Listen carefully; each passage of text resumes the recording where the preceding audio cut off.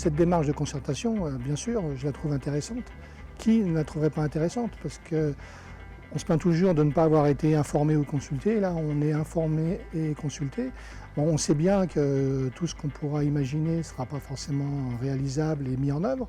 Le ressenti est très bon puisque pour avoir travaillé dans le port pendant plus de 42 ans, je sais qu'on a tendance, et les entreprises dans le port et les riverains de l'autre côté, à vivre chacun dans son coin.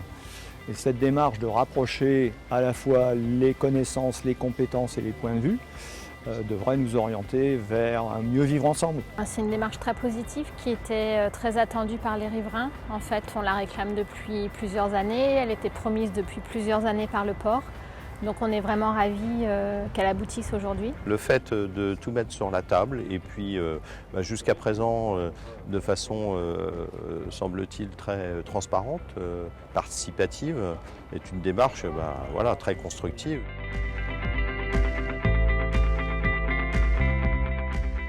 J'ai été très surprise de découvrir le port lors de la visite que nous avons effectuée samedi dernier, parce que je me suis rendu compte que bien que résident très proche du port, je ne connaissais pas le port.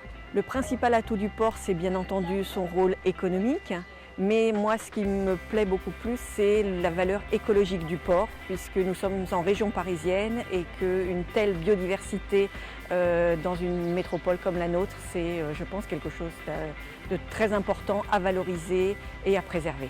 Rentrer à l'intérieur du port m'a permis d'appréhender la diversité du tissu économique qui caractérise et qui font la force de ce port. C'est sa proximité avec Paris, parce qu'en fait, on n'est pas très loin, même si on est dans un cul-de-sac. Et pareil, dans une logique d'avenir, cela peut constituer un atout favorable pour le port. Je pense que le port, son futur, c'est son développement économique. Son développement économique parce qu'il va y avoir le Grand Paris, il va falloir évacuer des déchets, ramener, quand on va creuser les stations de métro, ramener du matériel. Et donc il y a un intérêt logistique qui est énorme.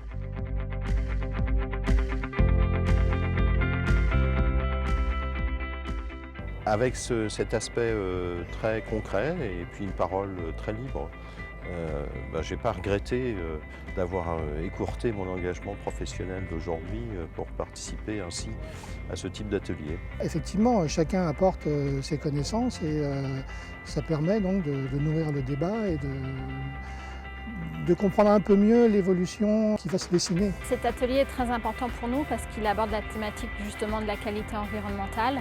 Et donc l'enjeu pour nous, c'est d'arriver à mieux concilier le développement économique et la qualité environnementale et la qualité de vie des riverains.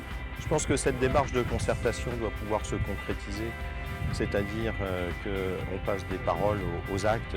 Ce que l'on fait maintenant, c'est toutes les propositions, on les a vues, on les réexamine ensemble et ça nous permet d'établir, oui, un schéma, en tout cas de faire un certain nombre de propositions qui ont l'air d'être prises en compte par le port et ça peut donner qu'un bon résultat, je pense.